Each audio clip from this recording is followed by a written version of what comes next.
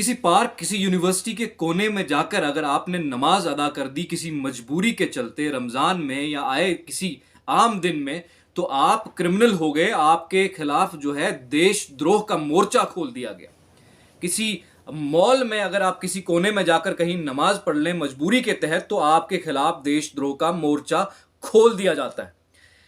आज नौबत यहां पहुंच गई कि अगर आप घर में भी नमाज पढ़ेंगे तब भी आपके खिलाफ ये बजरंग दल के गुंडे आपके दरवाजे के बाहर खड़े हो जाएंगे और आपको धमकाने लगेंगे। ये हुआ यूपी के मुरादाबाद के लाजपत नगर में।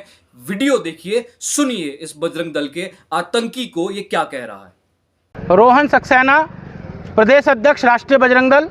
क्या मामला है रोहन जी, आप इस टाइम लाजपत नगर में? आज लाजपत नगर के अंदर ये रस्तोगी इंटर कॉलेज के पास एक जाकिर नाम के व्यक्ति का अपना निजी मकान है।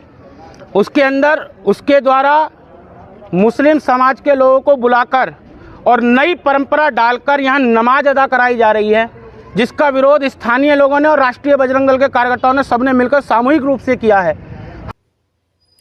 जिस तरह की इसकी बयानबाजी है और जिस तरह से ये बयान दे रहा है, यकीनन इसको ये लगता है कि ये राम राज्य के लिए कर रहा है, लेकिन ऐसा कुछ नहीं है। ये राम राज्य नहीं है।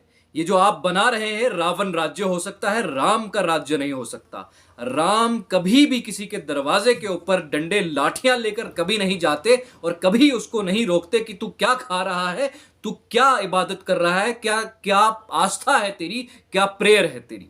लेकिन ये गुंडे राम राज्य के नाम पर ये सब खुलेआम कर रहे हैं। इन्होंने जाकिर नाम के इस शख्स के घर में जाकर उसको परेशान किया, पुलिस बुला ली, उसकी नमाज जो तरावी पढ़ने की वो कोशिश कर रहे थे लोग, वहां आसपास के लोग, तो उनकी नमाज तक रुकवा दी। लेकिन ये दोहरे मापदंड क्यों? मैं नहीं चाहता कि मैं हिंदू मुस्लिम पे लगातार बात करूं। खुद का दिमाग खराब हो जाता है, इंसान परेशान हो जाता है कितना रोज, लेकिन बर्दाश्त भी क्या करे।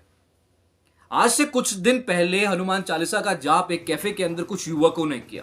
मन मोह लेने वाला जाप, बहुत खूबसूरत, और देश के बहुत से लोगों ने उसको सेलिब्रेट किया, न्यूज चैनल वालों ने सेलिब्रेट किया। अगर उन्होंने जाप किया बहुत अच्छा किया, और उन्होंने ये भी कहा कि देश का युवक जो है वो धार्मिक हो रहा है। बहुत अच्छी बात है अगर वो धार्मिक हो रहा है, हमें खुशी है। और जो जाप था बहुत प्यारा था, बहुत खूबसूरत था, एक समा बांध दिया था उन लोगों ने, और सब लोगों ने सेलिब्रेट किया, बहुत अप्रिशिएट किया। लेकिन आज आप घरों में घुसकर कुछ लोग जो हैं नमाज पढ़ने पे रोक लगाने की कोशिश करेंगे। ये कहां का इंसाफ हो गया?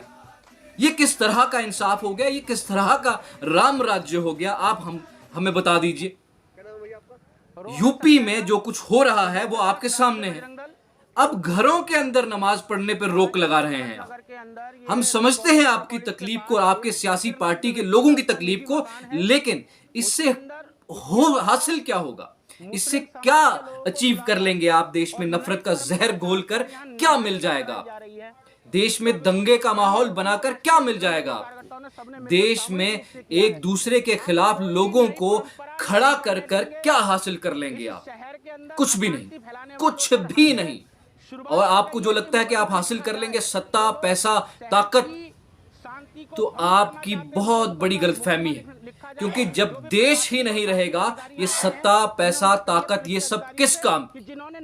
आपको देश के हित में काम करना चाहिए था, आपको देश में भाईचारा बनाने की कोशिश करनी चाहिए थी, लेकिन आपके गुंडे खुलेआम लोगों को रोक रहे हैं नमाज पढ़ने से, अब उनके घरों में जाकर। मैं इस एक्ट को कंडेम करता हूं और साथ ही साथ इस एडमिनिस्ट्रेशन से या इस सरकार से अपील करता हूं कि खुदारा लोगों को परेशान करना बंद कर दीजिए।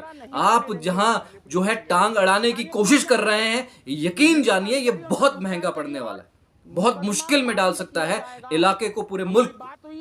फसाद या किसी के ऊपर ऑपरेशन थोपना किसी भी मसले का हल नहीं हो सकता। यकीन जानिए ये मुसीबत ही खड़ा कर देगा और कुछ हासिल नहीं होने वाला।